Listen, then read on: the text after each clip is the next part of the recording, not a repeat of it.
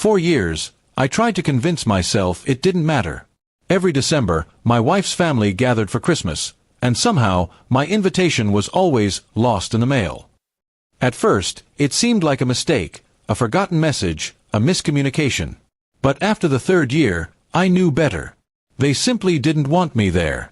My wife, Emma, always had an excuse ready. "Oh, Mom thought you were busy," or "there wasn't enough room this time."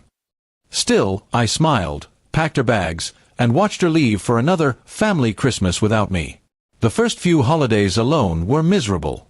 I tried to make the best of it, watched movies, ordered takeout, maybe called a few friends. But no matter what I did, the silence in the house felt heavy. I'd married into a family that treated me like a stranger. I was good enough for Emma, but apparently not good enough for her parents or her brothers, who never bothered to speak more than a few words to me. I loved my wife, though, and I didn't want to make her choose between her family and me. So I endured it.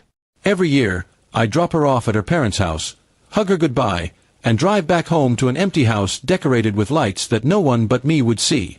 But something changed last year. I overheard her on the phone, laughing with her mother. "Don't worry, Mom," she said. "He's used to it. He won't come anyway." That sentence hit harder than I could explain. Used to it? Was that what I'd become, an afterthought, someone expected to stay behind while the real family celebrated? That night, I decided this would be the last Christmas I spent waiting for an invitation that would never come. I started saving money, every bonus, every extra shift, every bit of spare cash I could gather. By autumn, I had enough for something special. Not revenge, exactly, but a statement.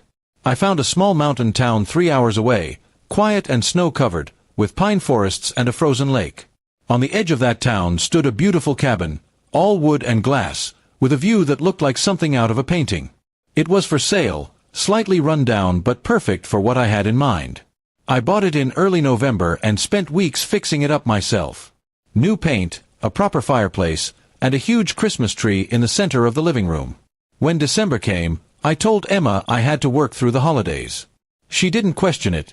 Maybe she was even relieved. I helped her pack for her family's gathering as usual, hugged her goodbye, and waved from the driveway. The moment her car disappeared, I loaded my own bags and drove straight to my mountain house.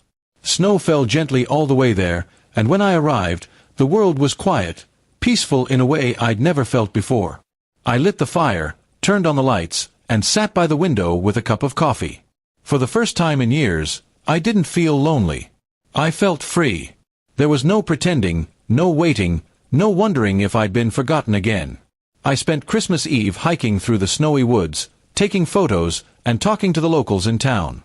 Everyone there seemed kind, welcoming in a way I hadn't experienced in years. When I returned to the cabin, I cooked a simple dinner, put on soft music, and watched the snow fall outside. Then, on Christmas morning, my phone buzzed. It was Emma. She sounded irritated. "Mom just asked where you are," she said. "They thought you were coming." I almost laughed. "Coming? I was never invited," I replied. There was silence for a moment before she said, "You could have just shown up." "After all these years," I said quietly. "You all made it clear I wasn't part of that tradition. So I made my own." She didn't respond. The line stayed silent before she hung up, leaving me with the crackling sound of the fire and the faint whistle of wind outside. Later that afternoon, I posted a photo online, the mountain view, my cabin, and the Christmas tree glowing in the window. The caption read, "Merry Christmas from my new home."